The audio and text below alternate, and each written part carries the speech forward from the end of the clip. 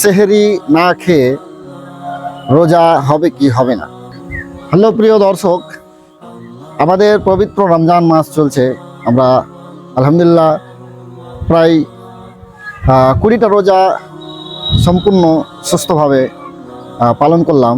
আরও ইনশাআল্লাহুল কারীম 9টা অথবা 10খানা রোজা আরও বাকি আছে। তবে একটা কথা আমার মাথায় কয়েকদিন থেকে ঘুরছে এবং শুনতেও পেলাম যে রমজান মাসের রোজা রাখার জন্য সেহরি না খেয়ে রোজা হবে কি হবে না। তবে সেহরি যদি কেউ খেতে না পান, দেখা গেল এমন ঘুম এসছে যে আপনার 5টায় বা আজানের পর ঘুম ভাঙছে, তাহলে রোজা আপনি ভাঙবেন না, আপনার রোজা নিশ্চিন্ত হবে, রোজা রেখেই দিবেন। কারণ সেহরি খাওয়া হচ্ছে সুন্নাত, কম্পালসারি নয় যে সেহরি খেতে হবে তবে রোজা লাগবে। সেহরি খাওয়াতে বরকত আছে, এটা হাদিস শরীফেও এসছে যে তোমরা সেহরি খাও, সেহরিতে বরকত রয়েছে। তো সেহরি খাওয়া কোনো কম্পালসারি নয়।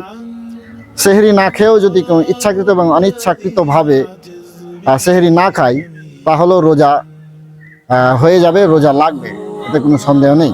তবে যেগুলো জিনিস থেকে বিরত থাকতে বলা হয়েছে, সেগুলো জিনিস থেকে অবশ্যই বিরত থাকতে হবে। পানাহার থেকে, দেহের জৈবিক চাহিদা থেকে, খাওয়া থেকে, অনেক কিছু আমরা মাওলানা এবং আলেমদের কাছ থেকে শুনেছি। সে সমস্ত জিনিস থেকে আমাদের পরহেজ করতে হবে এবং বেঁচে থাকতে হবে। তবে মেন উদ্দেশ্য যে সেহরি না খেয়েও যদি কেউ ঘুম ভাঙে পরে সেহরি খাওয়ার শেষ সময়ের পর বা সকালবেলা ঘুম ভাঙছে, তাহলে অসুবিধার কিছু নেই, আপনার রোজা হবে, আপনি রোজা রাখবেন, ভাঙবেন না। ধন্যবাদ।